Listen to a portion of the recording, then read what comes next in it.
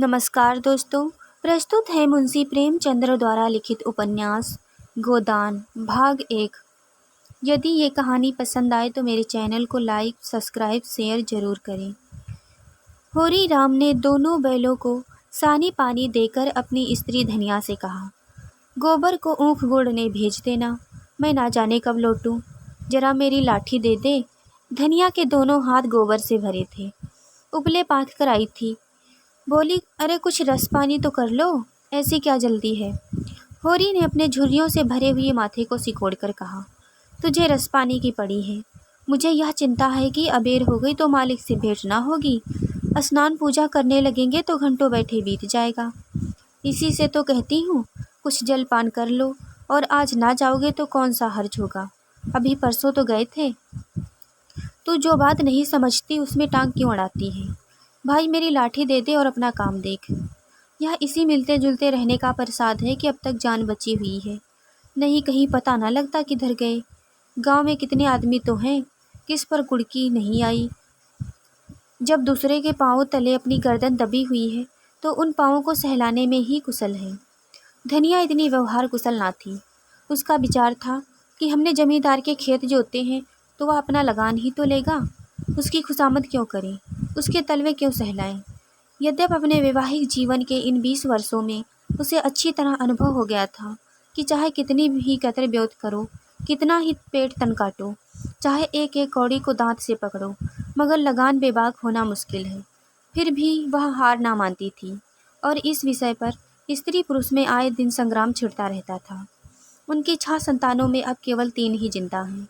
एक लड़का गोबर, कोई 16 साल का, और 2 लड़कियां, सोना और रूपा, 12 और 8 साल की। तीनों लड़के बचपन में ही मर गए। उनका मन आज भी कहता है अगर उनकी दवा दारू होती तो वे बच जाते, पर वह एक धेले की दवा भी ना मंगवा सकी थी। उसकी भी उम्र क्या थी, 36वां साल ही तो था, पर सारे बाल पक गए थे, चेहरे पर झुर्रियाँ पड़ गई थी, सारी देह ढल गई थी। वह सुंदर गेहुआ रंग संवला गया था और आंखों से भी कम सूझने लगा था। पेट की चिंता ही के कारण तो कभी जीवन का सुख ना मिला। इस चिरस्थायी जीवण अवस्था ने उसके आत्मसम्मान को उदासीनता का रूप दे दिया था। जिस गृहस्थी में पेट की रोटियां भी ना मिले, उसके लिए इतनी खुशामद क्यों। इस परिस्थिति ने उसके मन पर बराबर विद्रोह किया था और 2-4 घुड़कियां खा लेने पर ही उसे यथार्थ का ज्ञान होता था। उसने परास्त होकर होरी की लाठी, मिर्जाई, जूते, पगड़ी और तंबाकू का बटुआ लाकर सामने पटक दिया। होरी ने आंखें तरेर कर कहा, क्या ससुराल जाना है जो 5 पोशाक लाई हो। ससुराल में भी तो कोई जवान साली सलहज नहीं बैठी जिसे जाकर दिखाऊंगा। होरी के गहरे सांवले पिचके हुए चेहरे पर मुस्कुराहट की मृदुलता झलक पड़ी। धनिया ने लजाते हुए कहा, ऐसे ही बड़े सजीले जवान हो कि साली सलहजे तुम्हें देखकर रीझ जाएंगी। होरी ने फटी हुई मिर्जाई को बड़ी सावधानी से तह करके खाट पर रखते हुए कहा, तो क्या तू समझती है मैं बूढ़ा हो गया हूँ। अभी तो 40 भी नहीं हुआ। मर्द 60 पर पाठे होते हैं। जाकर शीशे में मुंह देखो, तुम जैसे मर्द 60 पर पाठे नहीं होते। दूध घी अंजन लगाने तक को मिलता नहीं, पाठे होंगे। तुम्हारी दशा देख देख कर तो मैं और भी सूखी जाती हूँ कि भगवान यह बुढ़ापा कैसे कटेगा, किसके द्वार पर भीख मांगेंगी।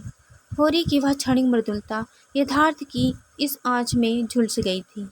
लकड़ी संभालता हुआ बोला, 60 तक पहुँचने की नौबत ना आने पाएगी धनिया, इससे पहले ही चल देंगी। धनिया ने तिरस्कार किया, अच्छा रहने दो, मत अशुभ निकालो मुँह से। तुमसे कुछ अच्छी बात करो तो लगते हो कोसने। होरी कंधे पर लाठी रखकर घर से निकला तो धनिया द्वार पर खड़ी उसे देर तक देखती रही। उसने इन निराशा भरे शब्दों ने धनिया के चोट खाए हुए हृदय को आतंकमय कंपन सा डाल दिया। वह जैसे अपने नारित्व के संपूर्ण तप और व्रत से अपने पति को अभय दान दे रही थी। उसके अंतःकरण से जैसे आशीर्वादों का व्यूह सा निकलकर होरी को अपने अंदर छिपा लेता था। विपन्नता की इस अथाह सागर में सुहाग का वह दृढ़ था जिसे पकड़कर वह सागर को पार कर रही थी। इन असंगत शब्दों ने यथार्थ के निकट होने पर भी मानो झटका देकर उसके हाथ से वह तिनका, वह सहारा छीन लिया हो, बल्कि यथार्थ के निकट होने के कारण ही उसमें इतनी वेदना शक्ति आ गई थी। काना कहते हुए काने को जो दुख होता है वह क्या दो आंखों वाले आदमी को हो सकता है। होरी कदम बढ़ाए चला जाता था। पगडंडी के दोनों ओर ऊख के पौधे लहराते हुए हरियाली देखकर उसने मन में कहा, भगवान कहीं गौ से बरखा कर देते और डंडी भी सुबहित रहे तो एक गाय जरूर लेगा। देसी गाय तो ना दूध दे ना उसके बछुए किसी काम के हुए। बहुत हुआ तो तेली के कोल्हू में चले, नहीं वह पछाई गाय लेगा, उसकी खूब सेवा करेगा। कुछ नहीं तो 4-5 सेर दूध हो जाएगा। गोबर दूध के लिए तरस तरस कर रह जाता है। इस उम्र में ना खाया पिया तो फिर कब खाएगा। साल भर भी दूध पी ले तो देखने के लायक हो जाए। बछुए भी अच्छे निकल आए तो 100 से कम क्या गोई होगी। फिर गाँव से तो द्वार की शोभा है। सवेरे सवेरे गाँव के दर्शन हो जाए तो क्या कहना। ना जाने कब यह साध पूरी होगी। वह शुभ दिन कब आएगा। हर एक गृहस्थी की भांति होरी के मन में भी गाँव की लालसा चिरकाल से संचित चली आती थी। यही उसके जीवन का सबसे बड़ा सपना, सबसे बड़ी साध थी। बैंक सूद से चैन करने या जमीन खरीदने या महल बनवाने की विशाल आकांक्षाएं उसके नन्हे से हृदय में कैसे समाती। जेठ का सूरज आमों की झुरमुट से निकलकर आकाश पर छाई हुई लालिमा को अपने रजत प्रताप से तेज प्रदान करता हुआ ऊपर चढ़ रहा था और हवा में गर्मी आने लगी थी। दोनों ओर खेतों में काम करने वाले किसान उसे देखकर राम राम कहते और सम्मान भाव से उसे चिलम पीने का निमंत्रण देते, पर होरी को इतना अवकाश कहाँ था। उसके अंदर बैठे हुए सम्मान लालसा ऐसा आदर पाकर उसके सूखे हुए मुख पर गर्व की झलक पैदा कर रही थी। मालिकों से मिलते जुलते रहने का ही तो यह प्रसाद है कि सब उसका आदर करते हैं, नहीं उसे कौन पूछता। 5 बीघे की जमीन के किसान विरासत ही क्या, यह का कम आदर नहीं है कि 3-3 4-4 हल वाले महतो भी उसके सामने सिर झुकाते हैं। अब वह खेतों के बीच की पगडंडी छोड़कर एक खलेटी में आ गया था, जहाँ बरसात में पानी भर जाने के कारण तरी रहती थी और जेठ में कुछ हरियाली नजर आती थी। आसपास के गांवों की गौवें यहाँ चरने आया करती थीं। उस समय भी यहाँ की हवा में कुछ ताजगी और ठंडक थी। होरी ने 2-3 सांसें जोर से लीं। उसके जी में आया कि कुछ देर यहीं बैठ जाए। दिन भर तो लू लपट में मरता ही है। कई किसान इस गड्ढे का पट्टा लिखवाने को तैयार थे। अच्छी रकम देते थे, पर ईश्वर भला करे राय साहब का कि उन्होंने साफ कह दिया कि यह ज़मीन जानवरों की चराई के लिए छोड़ दी गई है और किसी दाम पर ना उठाई जाएगी। कोई स्वार्थी जमींदार होता तो कहता, गाय जाए भाड़ में, हमें रुपए मिलते हैं क्यों छोड़े। पर राय साहब अभी पुरानी मर्यादा निभाते आते हैं। जो मालिक प्रजा को ना पाल पाए वह भी कोई आदमी है। सहसा उसने देखा कि भोला अपनी गाय लिए हुए इसी तरफ चला आ रहा है। भोला इसी गांव के मिले हुए पूर्वे का ग्वाला है और दूध मक्खन का व्यवसाय करता था। अच्छा दाम मिल जाने पर कभी कभी किसानों के हाथ गाय बेच देता था। होरी का मन उस गाय को देखकर ललचा गया। अगर भोला वह आगे वाली गाय उसे दे दे तो क्या कहना, रुपए आगे पीछे देता रहेगा। वह जानता था घर में रुपए नहीं है, अभी तक लगान भी नहीं चुकाया जा सका। बिसौसर शाह का देना भी बाकी है, जिस पर आने रुपए का सूद चढ़ रहा है। लेकिन दरिद्रता में जो एक प्रकार की अदूरदर्शिता होती है, वह निर्लज्जता जो तकाजे गाली और मार से भी भयभीत नहीं होती, उसमें उसने प्रोत्साहित किया।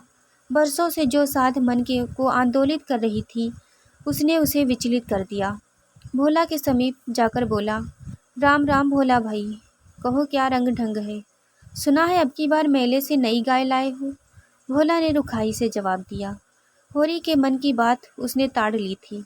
हाँ, 2 बछिए और 2 गाय लाया हूँ। पहले वाली गाय बस सूख गई थी। बंधी पर दूध ना पहुँचे तो गुजर कैसे हो। होरी ने आगे वाली गाय के पट्टे पर हाथ रखकर कहा, दुधारू तो मालूम होती है, कितने में ली।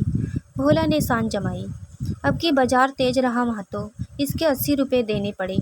आंखें निकल गईं। 30-30 रुपये तो दोनों कलोरिये के दिए। 30 पर अग्राहक रुपये का 8 और दूध मांगता है। बड़ा भारी कलेजा है तुम लोगों का भाई। लेकिन फिर लाए भी तो वह माल कि 10-5 गांवों में भी किसी के पास ना निकलेगी। भोला पर नशा चढ़ने लगा। बोला, राय साहब इसके 100 रुपये देते थे, दोनों कलोरियों के 50-50 रुपये। लेकिन हमने ना दिए। भगवान ने चाहा तो 100 रुपये इसी ब्योत में पेट लूँगा। उसमें क्या संदेह है भाई, मालिक क्या खा कर लेंगे। नजराना में मिल जाए तो भले ले लें। यह तुम्ही लोगों का मुर्दा है कि अंजलि भर रुपए तकदीर के भरोसे गिन ले देते हो।